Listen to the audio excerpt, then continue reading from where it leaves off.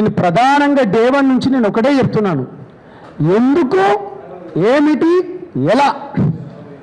Call చేసింది వాస్తవం, మధు నాకు తెలియదు అన్నది వాస్తవం, మధు తెలిసిన తర్వాత ఫోటోలు వచ్చిన తర్వాత కేవలం పార్టీకి అని చెప్పడం వాస్తవం, ఆ వచ్చిన తర్వాత కూడా ఇక్కడ శివ అనేది వాస్తవం. నేను చెప్పట్లేదు, తనే దొరుకుతుంది. ఇవాళ మీడియానో నేనో చెప్పట్లేదు. కాల్ చేపించేసి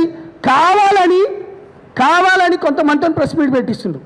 వాళ్ళందరూ మా తమ్ముళ్ళే, నేనేం బాధపడను. మేము నీతి ధర్మం వైపు కొట్లాడాలనుకుంటున్నాం. చాలా మంది మీరు అడిగిండ్రు కారా తమ్ముళ్ళారా, ఇగో సాక్ష్యం సాక్ష్యం సాక్ష్యం సాక్ష్యం, ఇదిగో ఎఫ్ఐఆర్ సిఐడికి పెట్టినోడు, ఇగో ఇప్పుడు కూడా ఇంకొకడు చావుతోని పోరాడుతున్నాడు. వీళ్ళ రిలేటివ్ డబ్బులు ఇచ్చి హాస్పిటల్లో చావు బతుకుల మధ్య బతుకుతున్నాడు. ఇగో సచ్చి వీడు స్వర్గానికి పోకుండా నా డబ్బులైనా నా పిల్లలకైనా వస్తాయా అని చెప్పి, ఇగో అమ్మ మంగ్లీ చూడు మార్ బాయ్ దేక్ సేతి తు ప్రెస్ మీట్ గలా ఇచ్చుకా హమారం పరే నాతో మా పైన నిజం పైన మాట్లాడు అన్నా. నిజంగా చెప్తాన్నా, ఎంత ప్రెషర్ అంటే నిజాన్ని ఆ బరువును మోస్తా అంటే పిచ్చెక్కిపోతుంది.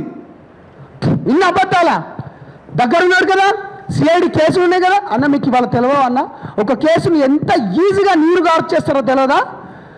బంజారా ఎదగడానికి బంజారా పేరు చెప్పినావు, డబ్బులు కూడా బంజారా వాళ్ళ దగ్గరికి వెళ్ళి వచ్చినాయి. నువ్వు ఇవాళ చాలా విక్టింగ్ కార్డు కూడా బంజారా విక్టింగ్ కార్డు అని వాడుతున్నావు. అరే మిగతా వాళ్ళ దాంట్లో డబ్బులు కమాయించడం లేరా అంటే, అరే ఈ విధంగా కమాయిస్తారా? ఇదా పద్ధతి? నేను చెప్పట్లేదు, మీరు చెప్పినాయి మీకే దొరికినాయి కాదన్నా. ఎంత పద్ధతిగా చూడండి. ఇగో ఇట్లా ఎవరైనా చేస్తారా అన్న? నిజంగా ఇప్పుడు మీ పైన ఆరోపణలు వస్తే మీరు ఇంత మంచిగా చేస్తారా? తీర్పులు, కోర్టులు, ప్రభుత్వాలు ఎందుకు, వ్యవస్థలు ఎందుకు? కొంచెం పేరొచ్చుడితో మంత్రులతో ఫోటోలు దిగడం, మంత్రుల ఇళ్లపై పాటలు పాడడం, పేద బిడ్డలను మోసం చేయడం, లేస్తేనేమో మీకేమో ఈజీగా అయిపోతుంది. నేను ఇప్పటి వరకు నా పార్టీని ఇప్పటిదాకా వాడలేదు. కొంతమంది సన్నాసులు అంటున్నారు, అరే నేను మళ్ళీ చెప్తున్నాను, నేను ఇప్పటి వరకు నా పార్టీని నేను డే 1 నుంచి మీరు చూస్తున్నారన్న, నేను ఉన్న పార్టీని నేను ఇప్పటి వరకు నేను తీసుకురాలేదు. ఏదో వైఎస్ఆర్సీపీలో అవునన్నా 2024లో 23లో ఎలక్షన్స్ అయితే ఆంధ్రప్రదేశ్లో నేను ఎక్కడైనా పాటలు పాడినా నేను ఏమని చెప్పినా, గిర్రా గిర్రా తిరగాలి ఫ్యాను రావాలి ఫ్యాను. ఎవడన్నాడు? ఎవడు పాటలు పాడిండు? నేను చెప్పినా ఇన్ని రోజుల నుంచి, నేను చెప్పినా నువ్వు నా బిడ్డ అనుకొని, నా చెల్లె అనుకొని, నేను కడుపులో దాచిపెట్టుకొని ధూమ్ధాంల పేరిట నీకు ప్రోగ్రాంలు ఇచ్చినాం, బంజారా వేదికలపైన నీకు ప్రోగ్రాం ఇచ్చినాం. అవమానాలకు గురి చేస్తావా? నిప్పు నిజాయితీతో మమ్మల్ని కుషించి వేస్తావా? అనేక మందితో పేడ్ ఆర్టిస్టులతో పెట్టిస్తావా? నిజం చెప్పండి. ఇప్పుడు నేను ఒకటే చెప్తున్నాను. అందుకనే బెంగళూరులో కూడా హేమా గారు దొరికిపోయినప్పుడు కూడా తనని బ్యాన్ చేసిండ్రు. ఇప్పుడు నేను అంటున్న మాటలు కాదు, ఇప్పుడు బాధితులే ఏమంటున్నారంటే, తనకు సినిమా అవకాశాలు ఇస్తే గిట్ట, సినిమాలు చూసేది పేద బిడ్డలు కాబట్టి మీరు గిట్ట ప్రొడ్యూసర్లు ఏమని ఇస్తే, బాబు నువ్వేమో చెప్పావు, ప్రొడ్యూసర్ల ఇంటికే పోయి బాధితులు మొత్తం ప్రొడ్యూసర్లు ఇంటికే పోతారట. అది నేను చెప్తున్న మాట కాదు. చెప్పు నువ్వు పొద్దున ఏం చెప్పు. ఆయన ఇప్పుడు మంగళకి ఇప్పుడు అన్న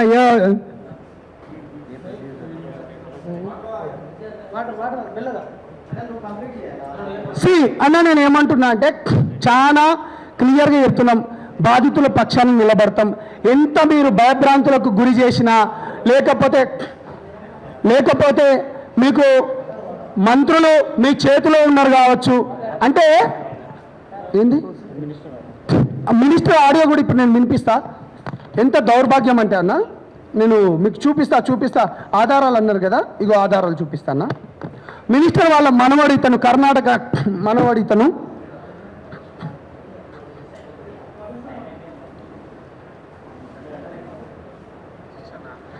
ओवर बेटा आदित्य हमारे फ्रेंड रहते ना सूर्य नारायण रेड्डी ये मालम के डाकन ओवर ओढ़ी थी ये पर्चा करा देना उन्हें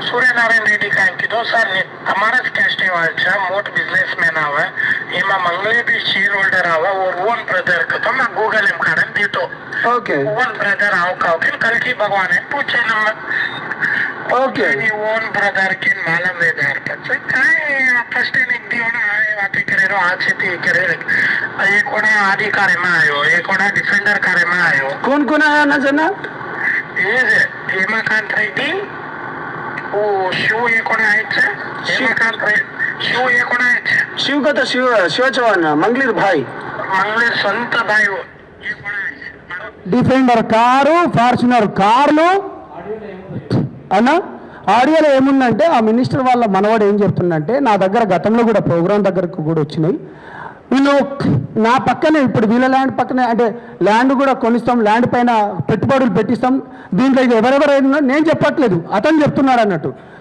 శివ అండ్ మంగ్లీ వాళ్ళ తమ్ముడు ఎవరైతే ఉన్నాడో శివ దాంతోపాటు మధు దాని తర్వాత హిమకాంత్ రెడ్డి దాని తర్వాత శైలజ పేరు మీద ఉందని చెప్తున్నాడు అది 7 ఎకరాలు ఒక్కొక్క ఎకరం 7 కోట్ల దాకా ఉంది బెంగళూరు నుంచి 25 కిలోమీటర్లు నెల్లిమంత దగ్గర సంథింగ్ ఉంది అతను మా భాషలో మాట్లాడుతున్నాడు నేను చాలా క్లియర్గా చెప్తున్నాను బాధితులకు న్యాయం జరగడం కోసమని బాధితులనే తీసుకొని వచ్చినాం కొన్ని వందల వేల మంది కూడా వస్తారు డెఫినెట్గా దీనికి ఎంతవరకైనా పోరాడతాం మీరు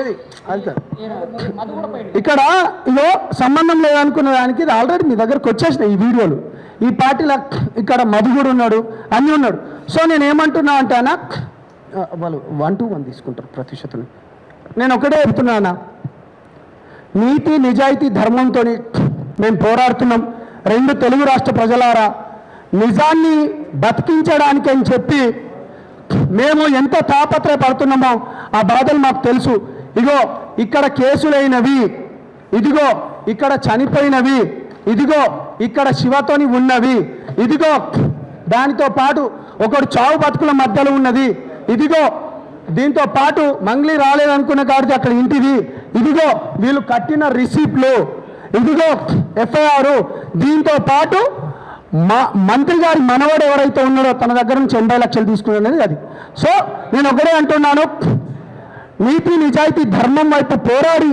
ఈ బాధితుల పక్షాన ఉండి త్వరలోనే సిబిఐకి కూడా మేము దీనిపైన పూర్తిగా ఎందుకంటే ఈ విధంగా ఇవ్వడం ఆల్రెడీ కొన్ని కేసులు అయినాయి మిగతా వాళ్ళందరితో కూడా కేసులు వేపిస్తాం దీనిపైన క్షుణ్ణంగా పోరాడతామని తెలియజేసుకుంటూ బాజాప్తా చెప్తున్నాం దీన్ని ఢిల్లీ లెవెల్లో కూడా తీసుకుపోతున్నాం వదలం ఇది దీన్ని ఎక్కడ వదిలే ప్రసక్తి లేదు బాధితుల తరపున నిలబడతాం బాధితులకు న్యాయం చేస్తాం థ్యాంక్ యూ మిత్రులు బాజాప్తా